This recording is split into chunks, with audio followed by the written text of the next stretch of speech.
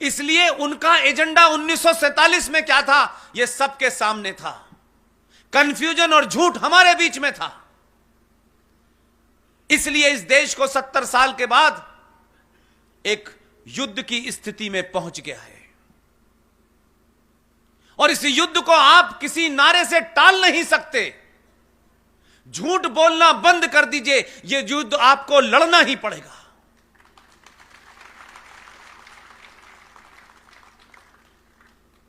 कभी कभी कहते हैं कि आप भले ही युद्ध ना करें, आपकी भले ही ख्वाहिश ना हो कि युद्ध में आप जाएं, लेकिन इस बार युद्ध की ख्वाहिश है कि आप उसमें जाएं।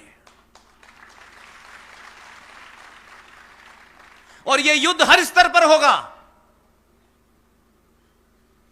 यह साइकोलॉजिकल वॉरफेयर है, यह नैरेटिव की लड़ाई है, यह स्लोगन की लड़ाई है, यह नारों की लड़ाई है। इसलिए मैं कम से कम आप लोगों से यह कहना चाहता हूं, सच को सच मानने की हिम्मत जुटाइए, भले ही उसमें हमें तकलीफ हो। अगर सच बात आपको पता चल जाए तो बिना किसी डरे, मैं तो बार बार एक ही बात कहता हूं, मुझे यह आज तक समझ में नहीं आया कि सनातन के लोगों के मन में डर नाम का शब्द आया कब से। जो सत्य सनातन है वो डर ही नहीं सकता। यह बीमारी आपके साथ, कुछ बीमार लोगों के साथ रहने के कारण आ गई है। बीमारी छुपाने से डॉक्टर सही इलाज नहीं कर पाता। आपको डॉक्टर को सही बीमारी बतानी ही होगी, तभी डॉक्टर इलाज करेगा। और जब समाज में पता चल जाएगा कि कोई एक खास किस्म की बीमारी ज्यादा है, तो यह समाज उठ के खड़ा होगा और अपने बीच में से उस बीमारी को सही करने का विशेषज्ञ भी ढूंढ लेगा।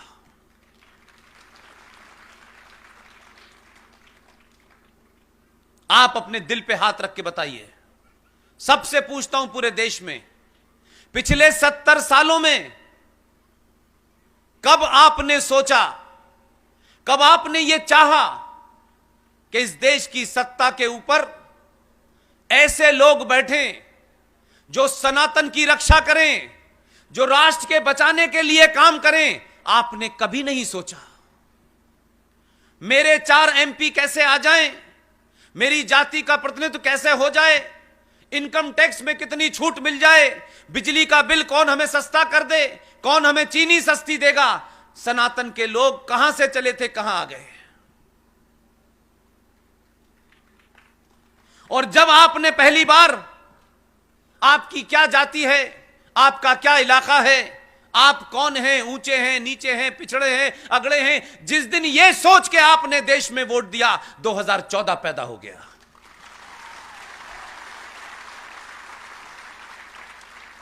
इसलिए पूरे दुनिया में इस वक्त जो खलबलाहट मची हुई है, जो परेशानी है, वो किसी व्यक्ति विशेष से नहीं है। ये ले लिया। किसी के चेहरे से किसी को तकलीफ नहीं है। उनकी तकलीफ और उनके डर को अगर आप समझेंगे तो आपका उत्साह और आपकी ताकत दुगनी हो जाएगी। वो कितने अंदर से डरे हुए हैं, इसकी एक ही मिसाल आपको दूंगा और आप समझ जाएंगे। सत्ता के परिवर्तन से कोई नहीं डरा हुआ। सत्ताएं तो पहले भी बदली हैं इस देश के अंदर। बड़े बड़े पुरुषार्थी आए हैं इस देश में राजनीति करने। 70 सालों के बाद जो जगह जगह धरना प्रदर्शन कर रहे हैं, उनकी तकलीफ दूसरी है। उनको यह एहसास हो गया है कि जिनको हमने 1000 साल तक अपना गुलाम बना के रखा था, उनको अलग अलग तरीके से बांट दिया था, 1000 साल के बाद सत्ता के बदलने से पहले यह समाज बदल गया है।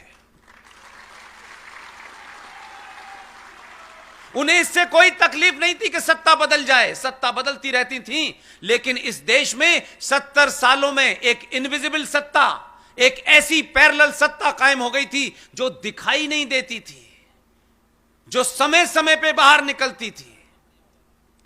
उस सत्ता को चुनौती देने के लिए यह समाज शेखावटी हो, अहमदाबाद हो, भोपाल हो, नागपुर हो, देश में इसी तरीके की ताकत में लोग बाहर के निकल के आ रहे हैं। इससे उनको घबराहट हो गई है। अब उनका कोई नारा काम नहीं कर रहा, हम तो भाई भाई थे। उनकी समझ में नहीं आ रहा, क्योंकि आपको समझ में आ गया कि भाईजान के साथ संबंध रखने से भाईजान ही आपकी जान ले लेते हैं।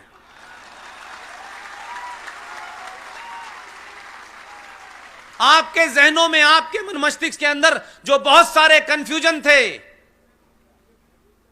शेखावटी के लोगों, आपको धन्य होना चाहिए कि आपके बीच में ऐसे लोग मौजूद हैं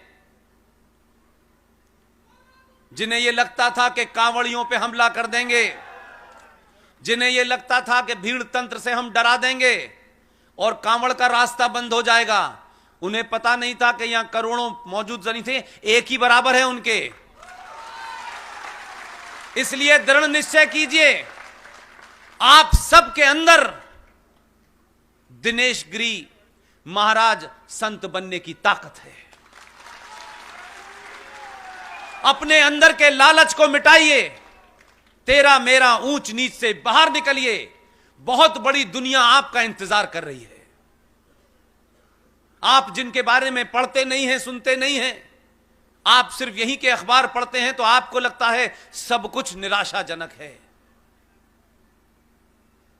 पूरी दुनिया में, पूरे यूरोप के अखबार पढ़िए, खुल्लम खुल्ला वो लोग ये कहते हैं कि अगर पूरी दुनिया में कोई एकमात्र देश है जो इस्लामिक आतंकवाद का खात्मा कर सकता है, उसका नाम है भारत।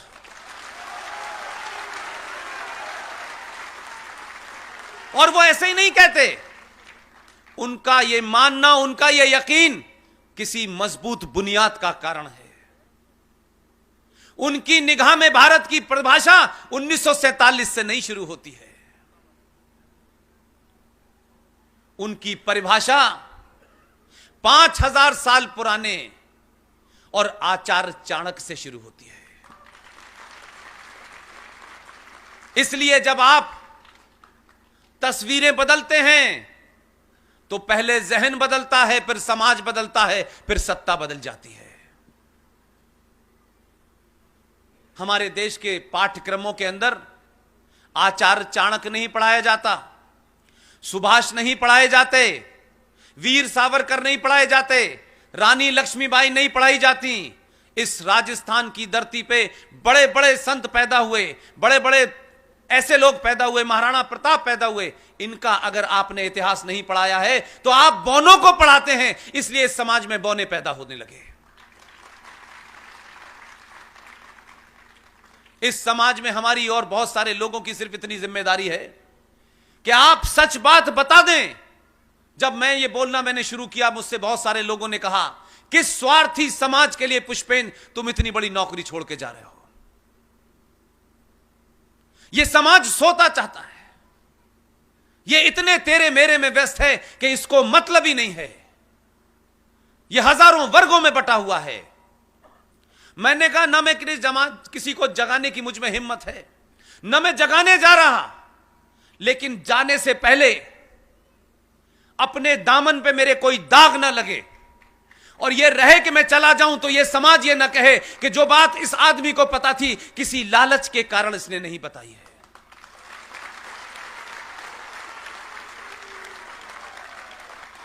मैं अपना काम करने निकला, मुझे अंदाजा नहीं था। मैं शुरू में बहुत मायूस था, लेकिन यकीन मानिए, पहले स्पीच जो 3 साल पहले दी और आज तक हर दिन मेरा विश्वास करोड़ों गुना बढ़ जाता है कि आखिर यह समाज जो 1000 साल तक लड़ा ही नहीं, शब्दों से भी प्रतिकार नहीं करने की इसकी क्षमता थी, तब मुझे लगा कि शायद हजारों करोड़ों संगठन जो दावा करते हैं पूरे देश में कि वो राष्ट्र को जगाने का काम कर रहे हैं, मैं कहता हूं आप ईमानदार